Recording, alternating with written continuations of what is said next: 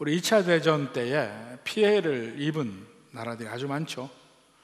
그 중에 주요한 국가도 물론 피해를 입었지만 엉뚱하게 피해를 입은 나라들도 있습니다. 가장 대표적인 예가 폴란드 같은데,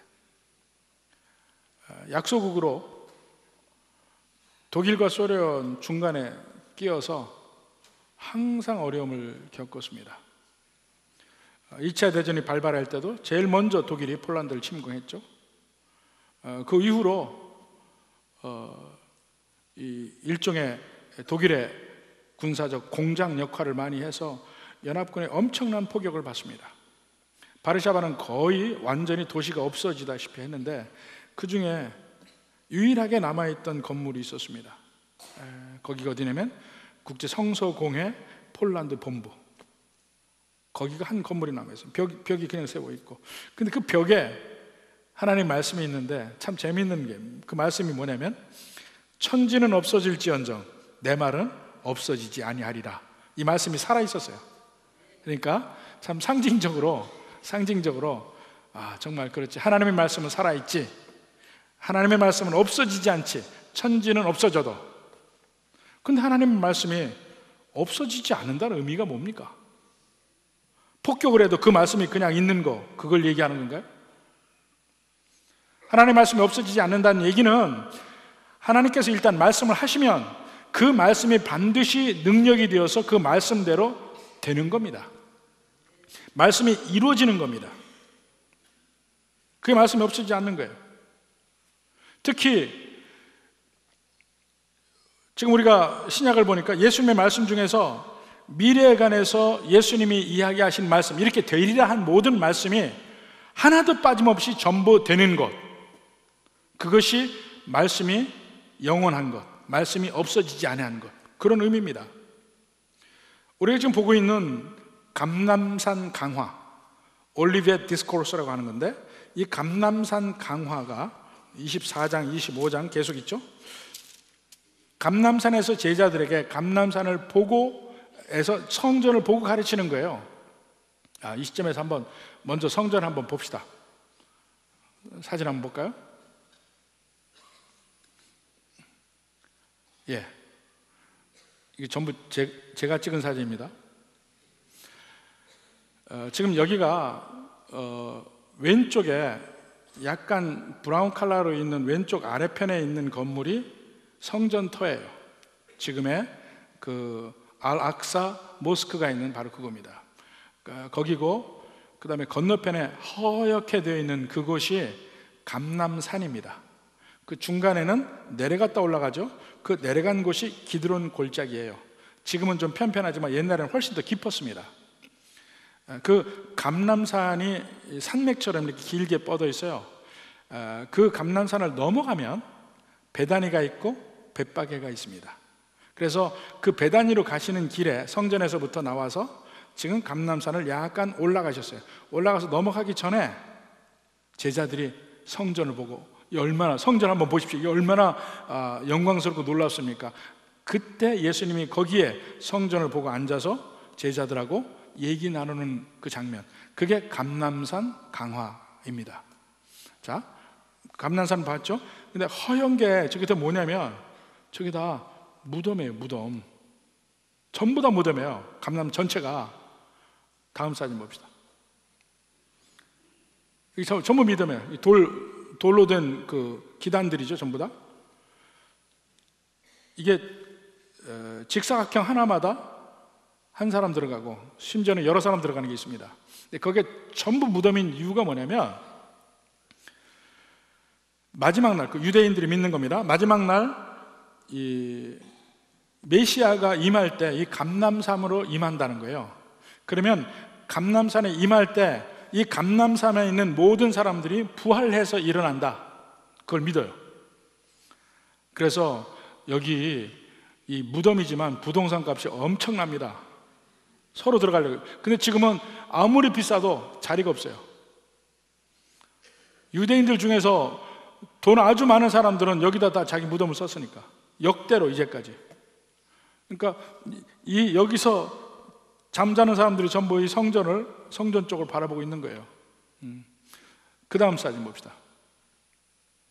거기서 본 서쪽으로 본 성전터, 지금 그 노란 도움이 거기를 바위의 도움, 그 Dome of Rock이라고 합니다. 거기에 그 발자국이 있어요. 거기 마호메트가 여기서 승천했다 그래서 돌 위에 발자국이 있습니다. 그래서 그 안에 들어가면 이 돌밖에 없어요. 큰 바위입니다.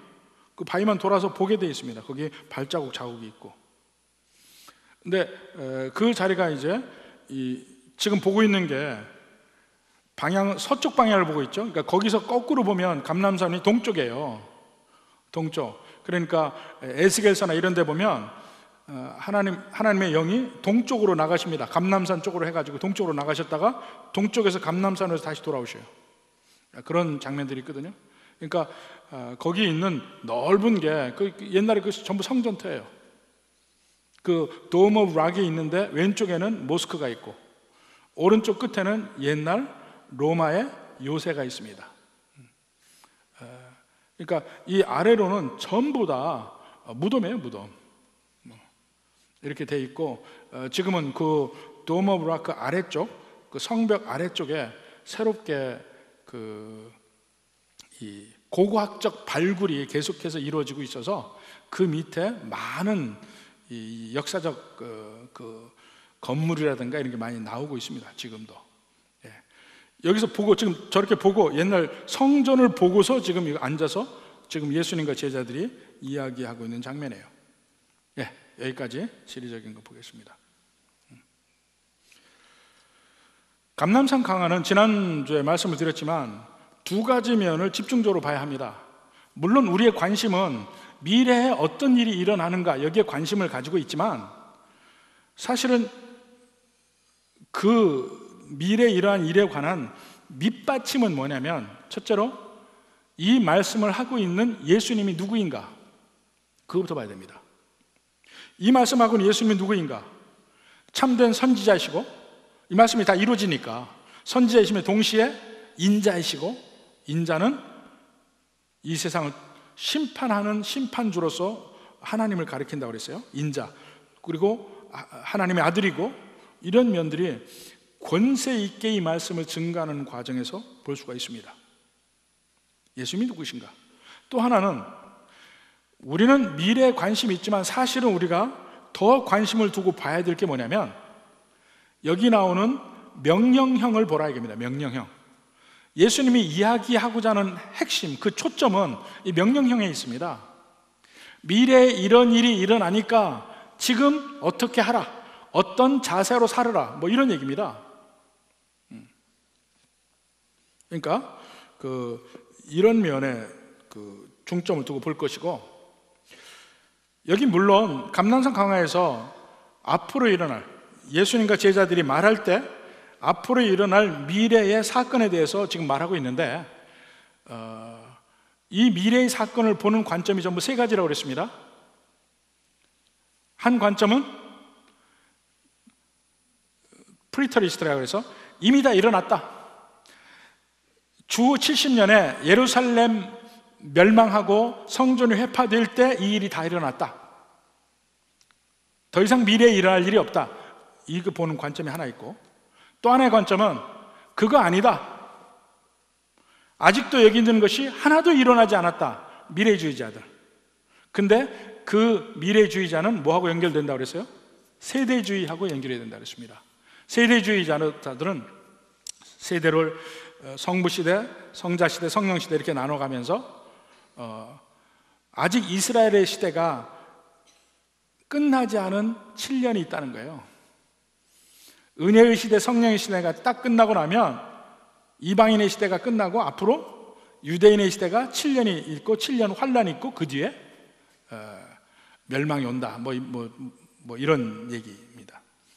근데 우리는 그 7년이 남았다고 우리는 믿지 않아요. 그렇지 않은 성경 구절이 훨씬 더 많다고 믿습니다. 그저 이스라엘이 다시 회복되는 것과는 관계없고 우리가 이스라엘이라 이런 면으로 믿는데 그게 세 번째 관점입니다. 세 번째 관점은 이걸 한마디로 하면 already but not yet 이라고 표현합니다. 이미 이고 아직. 제일 먼저 첫 번째 관점은 이미예요. 이미, already, 이미 주후 70년에 이미 일어났다. 우리 그것도 믿어요. 그건 많이 안 해요. 두 번째 미래주의자는 뭐예요? 아직 안 일어났다. Not yet. 우리는 뭘 믿냐? Already but not yet 이걸 믿습니다. 이미 일어난 것도 믿고 아직 일어나지 않은 것도 믿고.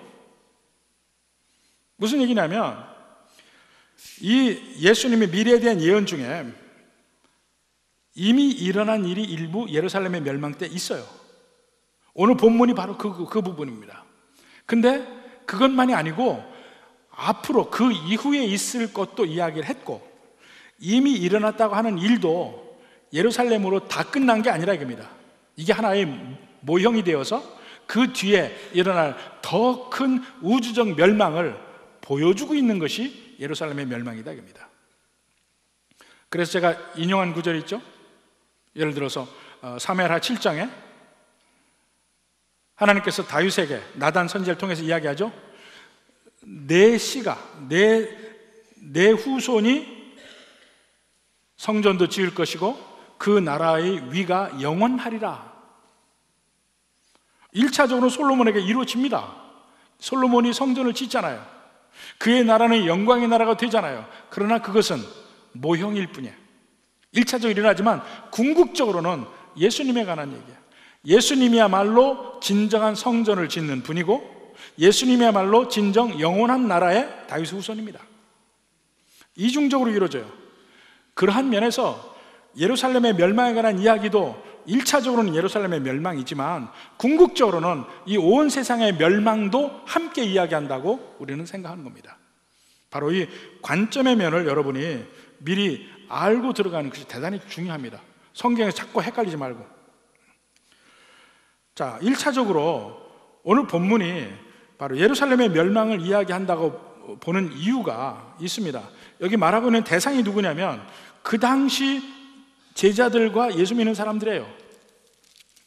우선 24장 1절에도 보면 3절 4절부터 제자들하고 대화 중에 감람성 강화가 시작이 되고 그 다음에 15절부터 봅시다. 오늘 본문. 그러므로 너희가 할 때 그 너희가 누구냐고요. 지금 이 얘기를 듣고 있는 제자들이잖아요. 너희가 선지자 다니엘이 말한 바 멸망에 가정한 것. 너희가 그 다음에 또 20절에도 너희가 또 나옵니다. 또 그 다음에는 너희에게 이게 계속 나와요. 그걸 보면 지금 그들에게 지금 말하고 있는 것이라는 걸 알 수가 있고 그 다음에 16절에도 보면 그때 유대에 있는 자들은 유대 지방 예루살렘 근처에 유대 지방에 있는 사람들은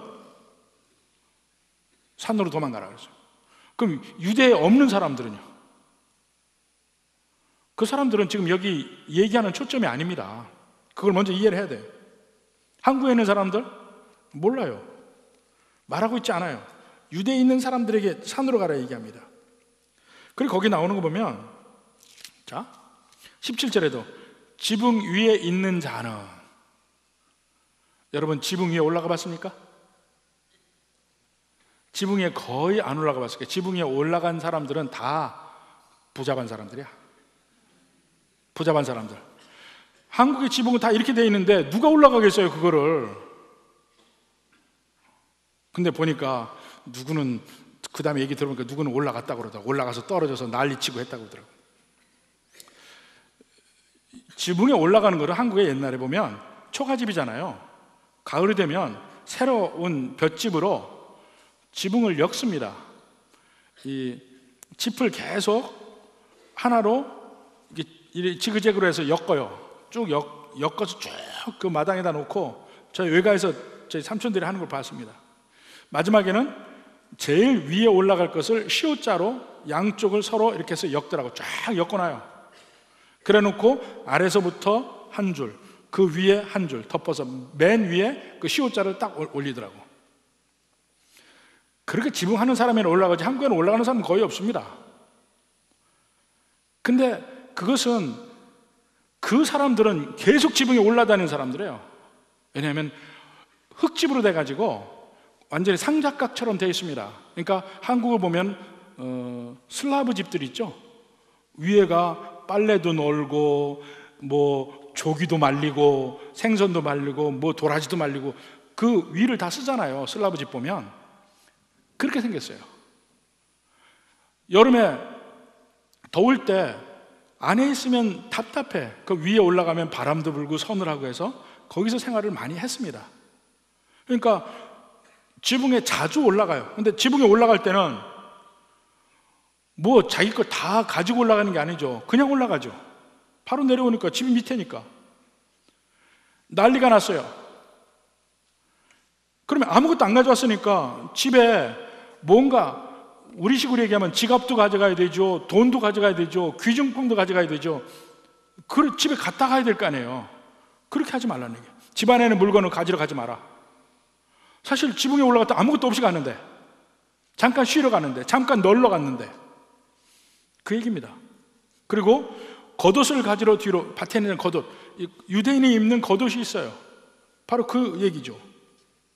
또 안식일이 되지 않게 하라, 이런 얘기까지 있잖아요.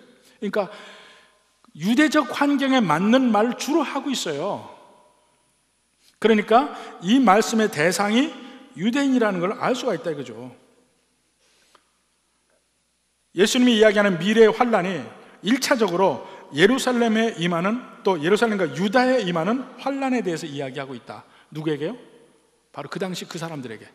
그 당시 그 사람들이 곧 있다가 그 일을 당할 거예요. 그 중에 좀 오래 사는 사람들은.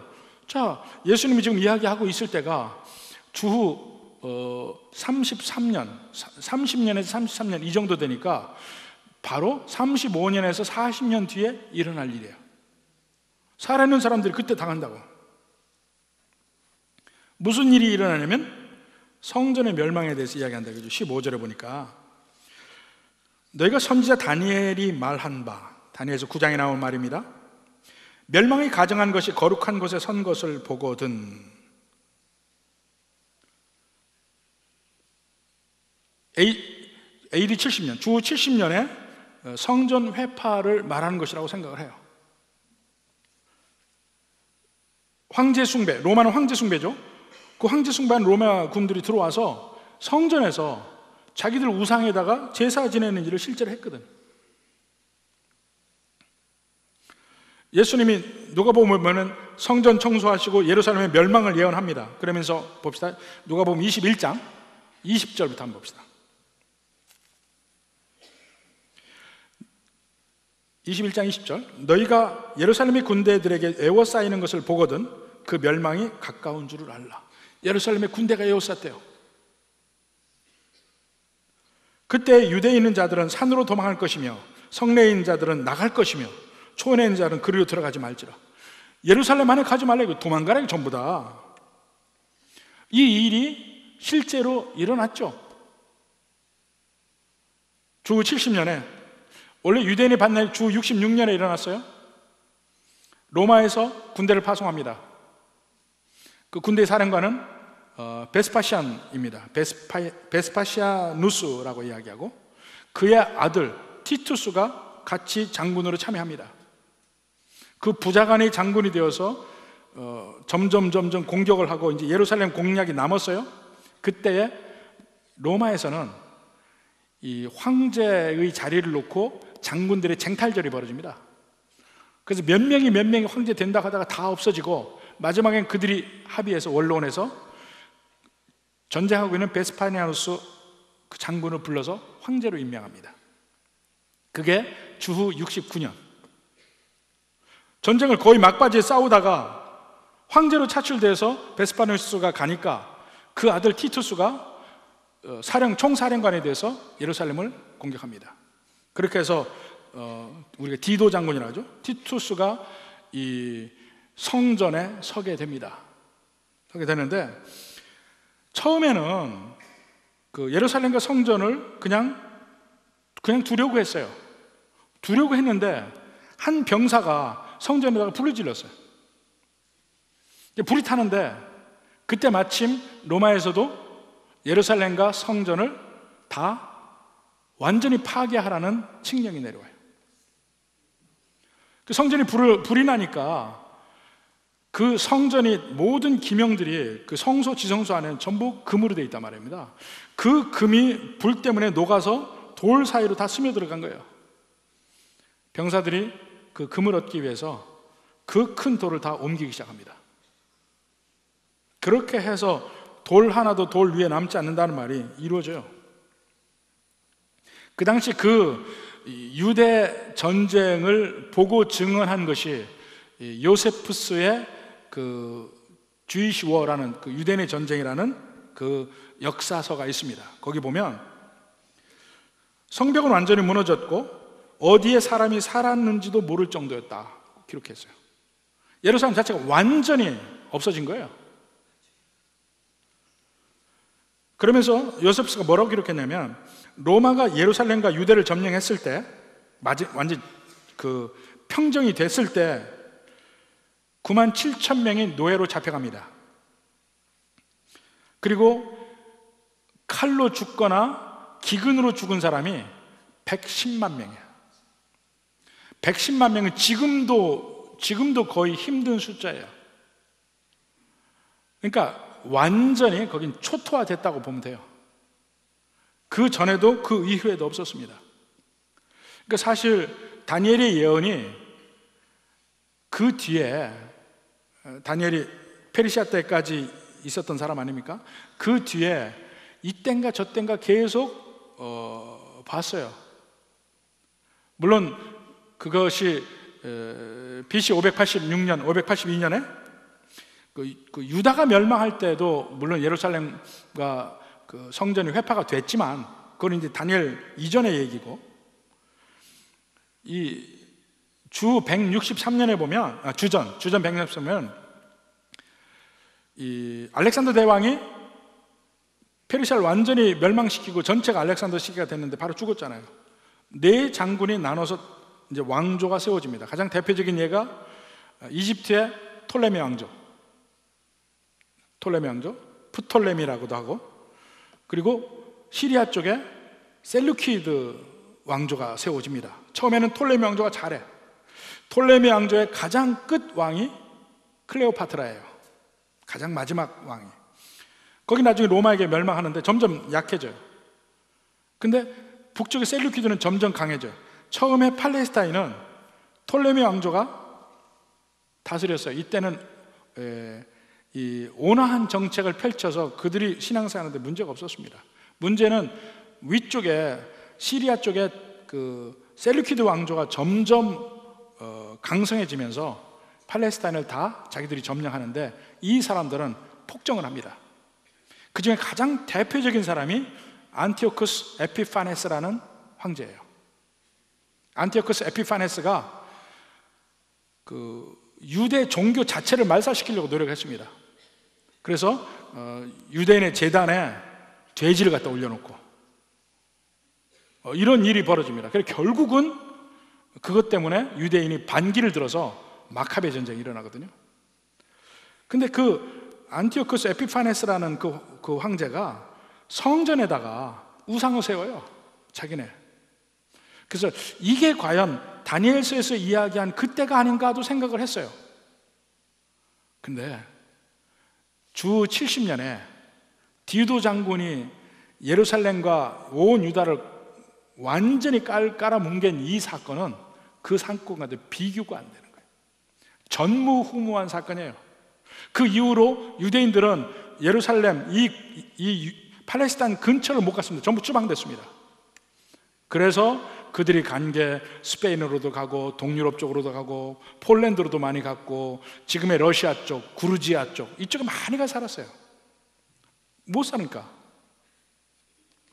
그렇게 엄청난 일이 AD 70년, 주 70년에 예루살렘에 일어났던 겁니다. 근데 이때의 일이 그 예루살렘 회파에 관한 이 일을 직접적으로 이야기하기도 하지만 결국 마지막 날 오게 될 환란의 엄청난 것, 이것을 예표적으로 보여주는 것이기도 해요. 그렇다면 예수님이 그 말을 하고 있을 당시에 왜 제자들과 그때 그리스도인들에게 왜 이 말을 했냐 이거예요. 앞으로 얼마 안 있어서 예루살렘이 이렇게 처참하게 멸망하리라. 미래의 일을 알려주기 위한 목적, 그냥 그게 아니잖아요. 그러면 그들이 무엇을 해야 되느냐 하면 여기에 모두에서 이야기한 대로 명령형을 찾아보라 이겁니다. 명령형. 세 가지로 나옵니다. 제일 첫 번째로는 산으로 도망하라. 16절에 나오죠. 유대에 있는 자들은 산으로 도망할지어다 했죠. 산으로 도망하라. 사실 소돔과 고모라가 멸망할 때도 멸망하기 전에 먼저 롯에게 이야기하죠. 저 높은 산, 저 멀리 높은 산으로 가라. 그러니까 멸망하기 직전에 피하는 면이 산으로 도망하라고 나옵니다. 그리고 도망할 때는 지체하지 말고 빨리 도망하라 이게 17, 18절에 지붕에 있는 자는 집 안에 있는 물건을 가지러 내려가지 말며 밭에 있는 자는 겉옷을 가지러 뒤로 돌이키지 말자라. 그 상황이 얼마나 급박한가 하는 것을 보여주고 있습니다. 사실 이거를 제가 언제 이런 면이 있구나 하는 걸 느낀 것이 언제냐면 몇 년 전에 일본에서 쓰나미가 있었잖아요. 일본에서 쓰나미가 있을 때 바로 그 자리에서 밭에든 집이든지 두고 산 쪽으로 도망간 사람 살았어요. 근데 같이 있다가 한 사람은 그냥 도망가고 한 사람은 집 안에 지갑 가지러 갔다가 죽은 사람도 있어요. 그만큼 사태가 물 들어오는 게 급박했으니까. 그런 일이 일본의 동부 해안에서 벌어졌잖아요. 게센누마라고 하는 데서. 그걸 보고 제가 이걸 느꼈습니다. 왜 주님이 집 안에 들어가지 말라고 하는지를 이유를 알았어요. 들어가면 죽어요. 안 들어가고 나가면 사는 거야. 바로 그 정도로 급박한 거야. 도망하라. 그 다음에 두 번째는 기도하라 그럽니다. 20절에 너희는 도망하는 일이 겨울에나 안식일이 되지 않도록 기도하라. 22절까지 그 기도하면 감하시리라.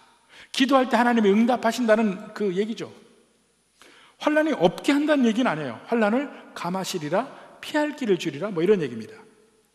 세 번째는 23절부터 27절까지 미혹되지 말라 하는 얘기입니다. 미혹되지 말라. 자, 23절의 끝에 보면 뭘까요? 그리스도가 여기 있다 혹은 저기 있다 해도 믿지 말라. 그리고 거짓 그리스도, 거짓 선지자들이 큰 표적과 기사를 보여 할 수만 있으면 택하신 자들도 미혹하리라. 보라 내가 너에게 미리 말하였노라. 믿지 마라. 26절 끝에도 믿지 마라. 환난 때가 되면요, 지푸라기라도 잡고 싶은 마음입니다. 환난이 임하면 우리 개인의 삶에서도 마찬가지예요. 꼭 그때 거짓된 자들이 접근합니다. 사기꾼들이. 그렇죠? 이 환난 때도 나를 믿으라, 내가 그리스도라, 나를 믿으라, 내가 하나님 보낸 참 선지자라.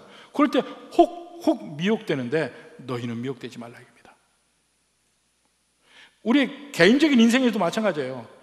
정말 힘들 때 꼭 옆에 요상한 사람들이 나타나요. 몸이 아프면 고쳐준다는 사람이 나타나고, 신비로운 약이 있다고 하고 또 접근하는 사람이 있고, 일이 재정적으로 문제가 생기면 어디 허황스럽게 돈 벌 기회가 있다는 얘기를 하고 꼭 그럽니다. 그거 믿으면 안 돼요. 허황스럽게 돈 버는 일 하지 마십시오. 제발. 미혹되지 말라. 그리스도가 그때 나타나는 게 아니다 이겁니다. 절대로 믿지 마라 그거는. 아직은 그때는 끝이 아니에요. 그러면서 28절에 죽음이 있는 곳에는 독수리들이 모일 것이라. 죽음이 한쪽에 있어요. 그러면 멀리 있는 독수리도 다 떠서 봐. 아, 저기에 있구나. 혹시 나도 이익을 얻을까 해서. 이거는 환난 자체는 예루살렘과 유대에 있어요. 근데 그 환난이 거기에 있다는 것을 온 세상이 다 아는 거야. 온 세상이 다 안다는 거야. 전 세계가 알게 될 거야. 근데 환난 자체는 바로 거기에서만 있을 것이다. 이런 면입니다. 자, 그 당시 사람들에게 이러한 일이 일어나리라, 예루살렘이 이렇게 멸망하리라, 그러니까 산으로 도망하라, 기도해라, 적그리스도 여기저기 나타나는 거 믿지 마라. 세 가지 이야기합니다. 자, 그러면 이 말씀을 보고 우리는 어떻게 할 것인가? 마지막 금연입니다. 우리는 어떻게 할 것인가? 이미 그것이 예언이 이루어졌다면 이루어진 예언과 우리와는 무슨 상관이냐 이거예요. 여기서 우리가 느껴야 될 것들이 있습니다. 여기서 그 명령형으로 된 것만 모아보면 그 뒤에 35절까지 이렇게 보면, 자, 도망하라는 말이 나옵니다. 16절에 내려가지 말라, 돌이키지 말라, 기도하라, 믿지 말라, 나가지 말라, 배우라. 이걸 요약하면 전부 세 가지로 이야기할 수 있습니다. 첫째는 순종해라. 첫째는 순종해라. 도망하라, 내려가지 말라, 돌이키지 말라. 이걸 모아보면 예수님이 하신 말대로 그대로 해야 돼. 그대로. 그래야 그들에게 살 길이 있는 겁니다. 그런 일이 일어나면 예수님 말씀 생각하고 예수님 말씀대로 행해야 된다 이거죠. 근데 막 유대인들이 막 반란이 일어나잖아요. 주 66년 반란이 일어나면 막 그 반란에 함께 참여하고 싶어요. 유대인이라면 함께 하고 싶어요. 그 마음이 막 듭니다. 근데 싸우지 말고 너네는 도망해라 이거야. 베드로가요, 예수님 잡히시던 밤에 그는 칼을 가지고 있고 그는 예수님을 지키기를 원했어요. 제사장의 무리들이, 졸개들이 와서 몽치를 들고 와서 예수님 잡으려고 할 때 그거 어떻게 합니까? 칼 들고 내리쳐요. 사람을 죽이려고 했는지 어떤지 모르지만 그 하인 중에 한 사람, 말고라는 사람의 귀를 잘랐죠. 예수님이 그때 뭐라 합니까? 그걸 말립니다. 맞서지 마라, 칼로 그렇게 하지 마라. 그것은 우리가 막 좋은 의도대로 하고 싶은 것을 하지 말라고 하는 거예요. 유대인들이 반란이 일어났을 때 온 유대인들 다 일어나는데 왜 우리는 싸우는데 왜 당신들은 가만히 있냐 얘기할 거 아니에요. 제가 대학을 다닐 때 그때 한참 데모가 많을 때입니다. 70년대 전반이니까 엄청나게 데모가 많을 때예요. 근데 한 번은 수업이 끝나고 점심을 먹으러 이제 학생회관에 가는데 학생회관 쪽에 막 사람들이 모여서 웅성웅성하고 있어요. 보니까 그 사복 형사들이 그 주동자를 두세 명을 그때 잡은 거야. 잡아서 끌고 나가는 장면이에요. 그거 보니까 일이 옳고 그름을 떠나서 막 피가 끓어오르더라고. 같이 막 가서 쫓아가서 말리고 싶어요. 근데 겁나서 못하기는 했어요. 근데 전부 다 같이 막 보들보들 다 떨리는 거야. 다 그걸 보고 같은 학생이 그렇게 다니까 이게 데모하고 안 하고 문제가 아니에요. 그냥 거기서 눈이 돌리더라고. 분명히 그때 그랬을 거야. 유대인의 반란이 일어났을 때. 근데 예수님은 그들이 하고 싶은 것과 정반대의 명령을 하신 거예요. 너희는 도망하라, 예루살렘을 떠나라, 이 시골에 있으면 들어가지도 말라 얘기한 거예요. 근데 요세푸스의 기록에 보면 예루살렘이 멸망하는 때에 그리스도인들이 예수님 말씀대로 예루살렘을 떠나서 산으로 도망했습니다. 그래서 그들이 다 살았어요. 실제로. 어찌됐든 이때 내 마음에 드는 생각이 어떻든지 관계없이 그 환난의 때 예수님은 무슨 말씀 하셨는가 그것만 생각한 거예요. 도망하라. 예수님이 도망한 거예요. 그것 때문에 욕먹을 수도 있고, 그것 때문에 비판받을 수 있고, 하지만 예수님 말씀대로 사는 거예요. 여러분은 지금 어떤 애예요? 여러분은 우리에게 주어진 예수님의 명령과 말씀이 있습니다. 그리고 분명히 예수님의 예언은 예언한 대로 이루어지고 있어요. 다 지금까지 지난 것은 분명히 이루어졌어요. 예루살렘 멸망도 다 확실하게 이루어졌습니다. 그리고 도망하라 했을 때 도망한 사람은 살았어요. 천지는 없어질지 모르지만 우리 주님의 말씀은 영원하리라 이겁니다. 이루어지고 있어요. 그러면 그 뒤에 나오는 모든 예수님의 말씀에 대해서 여러분 어떻게 하겠냐고요? 그걸 믿고 순종해야죠. 예수님이 수없이 많은 우리 인생의 면에 대해서 말씀을 하십니다. 이렇게 하라 저렇게 하라, 사랑은 이렇게 하라, 결혼생활은 이렇게 하라, 맹세는 이렇게 하라, 하지 마라, 분노는 어떻고 다 얘기합니다. 가난한 사람에게 대할 때는 이렇게 대하고, 물질을 숭배하는 일, 우상을 숭배하는 일, 혀를 잘못 놀리는 일, 다 예수님이 얘기할 때 그 말씀대로 이해가 되든 안 되든 순종해야 합니다. 왜냐하면 이제까지 예수님이 한 말이 다 이루어졌으니까.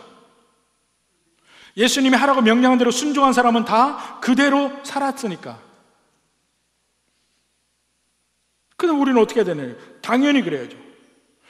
그러면 여러분의 인생이 지금 살아가면서 예수님의 말씀이 진짜다고 믿고 순종하고 사는 면이 어떤 면이냐 이게요. 여러분의 물질의 문제 제대로 하나님께 맡기고 순종하고 있습니까? 물질의 문제, 하나님이 주신 대로 지족하는 마음으로 만족하고 감사하고 행복하게 살고 있냐 이거예요. 항상 불만 속에 살지 않는가? 먼저 하나님의 나라와 그의 의를 구하라고 했는데 나는 정말 먼저 하나님의 뜻을 생각하고 가는가? 반대로 여러분의 인생 중에 어떤 면에서 제일 하나님의 말씀대로 살기가 힘든지 한번 생각해 보십시오. 내가 꼭 이건 성공해야 돼, 이건 내가 꼭 이익을 남겨야 돼, 이건 내가 꼭, 그런 것들이 혹시 없나?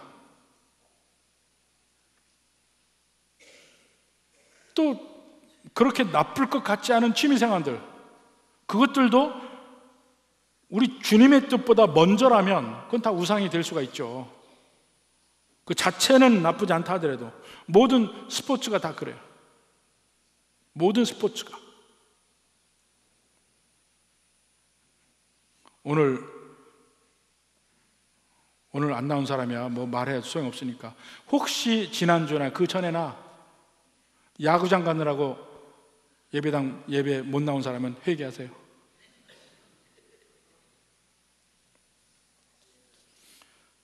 게임에 몰두하고 텔레비전에 몰두하고 그런 모든 것보다 예수님 말씀이 먼저여야 되잖아요. 이 세상에서 제일 불쌍한 사람이 누구냐면 예수님 믿는다 하면서 예수님 뜻대로 못 사는 사람들. 이 사람들 진짜 불쌍한 사람들이에요. 왜냐하면 주님 안에 있으면서도 주님이 주시는 축복을 못 누리고 사니까. 주님이 주시는 축복은요, 내가 순종하는 가운데 이루어지는 겁니다. 노아를 생각해 보십시오. 노아가 하나님의 복을 받은 사람이에요. 하나님께서 기뻐한 사람이에요. 그에게 복을 주십니다. 복을 주시면서 명령해요. 뭐라고 명령합니까? 방주를 지으라. 방주를 지으라. 그 노아가 방주를 지어요. 방주 짓는 것은 하나님 말씀에 순종하는 거예요. 근데 노아가 방주 지으면서 생각해 보십시오. 한 번도 오지도 않은 비가 올 거라는 거예요. 오늘날 마지막 날을 기다리며 사는 우리의 삶과 비슷해. 한 번도 안 왔어요. 그런 일이 없어요. 근데 비가 올 테니까 방주를 지으라는 거야. 세상 사람들이 얼마나 조롱했겠습니까? 야, 이제까지 한 번도 없었던 일이 뭐 온다고 너 그러냐? 때만 되면 방주를 짓고 방주를 다 지었을 때 드디어 이 세상이 멸망하고 비가 옵니다. 근데 노아가 만약에, 저는 이런 생각도 해봐요. 중간에 의심이 없었을까? 중간에 짓다가 지치고 피곤하고, 에이, 나도 다른 사람처럼 좀 골프나 치러 갈까? 이런 생각이 없었을까?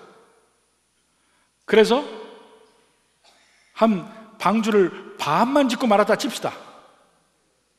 그 방주가 떠다녔겠어요?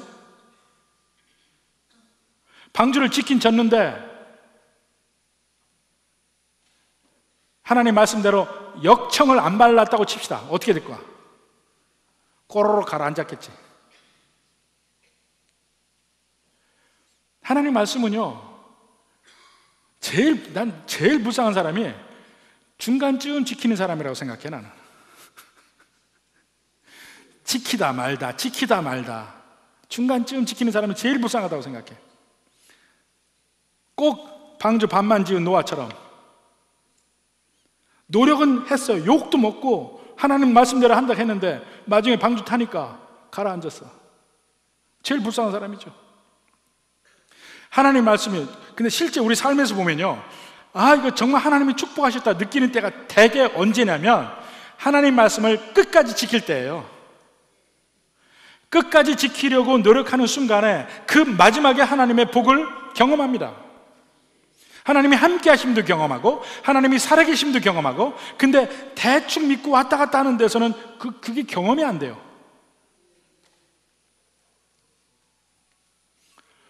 요한복음 14장 봅시다. 14장 21절. 나의 계명을 지키는 자라야 나를 사랑하는 자니, 나를 사랑하는 자는 내 아버지께 사랑을 받을 것이요 나도 그를 사랑하여 그에게 나를 나타내리라. 믿습니까? 이 말을 믿냐고요? 진정한 복을 여러분 원합니까? 열심히 기도하면서 복 주세요 하는 것보다 하나님 말씀 하나라도 순종하며 사는 삶이 더 복된 삶이에요. 그 말씀을 믿고 내가 이렇게 살면 주님께서 내게 복을 주시리라 꼭 믿어요. 믿고 가. 어떻게 주시는가는 모르죠. 나중에 알죠. 끝까지 순종한 다음에 알게 되죠. 가장 큰 축복은 역시 우리가 천국 가는 축복이라. 순종을 해야 합니다. 두 번째로는 기도해야 합니다. 그들에게도 기도하라고 그랬죠. 환난이 임하기 전에 기도하라. 우리는 피할 길을 좀 더 달라고. 물론 이 기도가 전혀 문제가 없는 삶, 완전히 안전한 삶, 이걸 얘기하는 건 아니에요. 기도를 제일 많이 한 베드로나 바울을 보십시오. 그들의 삶 얼마나 어려웠습니까? 그렇지만 그들은 복된 삶을 살았어요.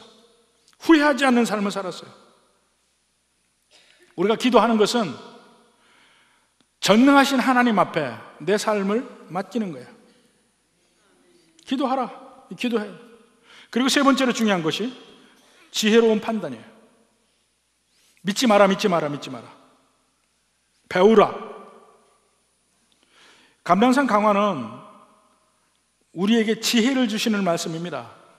이런 일이 일어날 때 어떻게 할지를 생각해 보는 거예요. 누구를 믿을 것인가? 누구를 의지할 것인가? 뭘 보고 배울 것인가? 지혜로운 판단은요, 잘 보고 잘 들어야 돼요. 제가 나이 들어서, 그러니까 장성에서 대학생이 됐을 때 제일 먼저 전도를 받았습니다. 근데 그 전도를 누구한테 받았냐면 몰몬교 사람에게 받았어요. 몰몬교 사람에게 이 멋진 백인 청년 둘이 하얀 와이셔츠를 입고 뭘 나눠주더라고요. 이렇게 받았어요. 받아서 보니까 뭐 스미스라는 사람이 어디 숲을 가라 그래서 갔는데 거기에 빛이 나서 보니까 뭐 책이 한 권 있고 뭐 몰몬이란 천사가 나오고 막 이런 얘기했는데, 그때 제가 보고 느낀 게 뭐냐면 이상하다 했어요. 왜 이상하다고 느꼈냐면 저 주일학교 석 달 다녔거든요. 주일학교 석 달. 이거 중요한 얘기입니다. 초등학교도 들어가기 전에 주일학교 석 달 다녔어요. 부활절이 낀 그 석 달이야. 결국 시골에서 할머니가 오신 다음에는 그거 다 끊었지만 그 전까지는 석 달 다녔다니까요. 근데 그때 들었던 게 있고, 대학 때 제 사촌 형이,